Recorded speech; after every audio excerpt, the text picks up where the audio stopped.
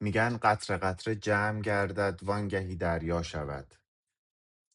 ببین امروز میخوام یه نکته مهمی رو بهت بگم، قشنگ توی ذهنت بسپر. دقت کردی یه وقتایی یه کارایی رو شروع میکنی، براش تلاش میکنی، یه روز، 2 روز، یه هفته، بعد میبینی اون نتیجه رو که میخواستی و براش تلاش کردی رو بهش نرسیدی. معمولا هم ناامید میشی، میذاریش کنار. بذار یه مثالی برات بزنم. میگن اگه 10 سال پیش یا 15 سال پیش که دولت شروع کرد یارانه دادن، اگه یارانه تو میرفتی از همون روز اول ماه به ماه طلا میخریدی، الان بعد 10 15 سال حدودا نیم کیلو طلا داشتی. خب یه سوالی، تو اگه از همون روز اول 10 سال پیش ماه اول که بهت یارانه دادن میرفتی طلا میخریدی، چقدر طلا بهت میدادن؟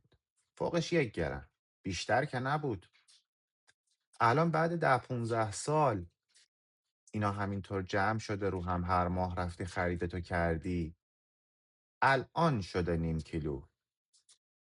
یا یه مثال دیگه، فرض کن رفتی دانشگاه، درس خوندی، رفتی دانشگاه، قبول شدی. همین که قبول شدی دانشگاه بهت میگن بفرمایید مدرک لیسانس.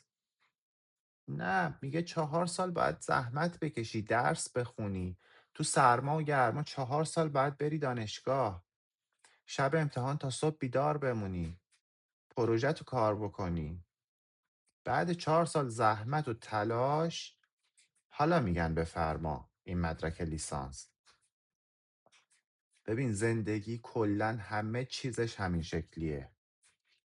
اگر میخوای پیشرفت کنی، اگر میخوای رشد کنی، باید تلاش بکنی و مهمتر از اون صبر بکنی. هیچ نتیجه‌ای زودرس نیست. اگر نتیجه زودرس رو دنبالش باشی، موندگار نیست، پایدار نیست. پس صبر کن، تلاشتو بکن، صبر کن، ناامید نشو، با قدرت برو جلو. مطمئن باش موفق میشی.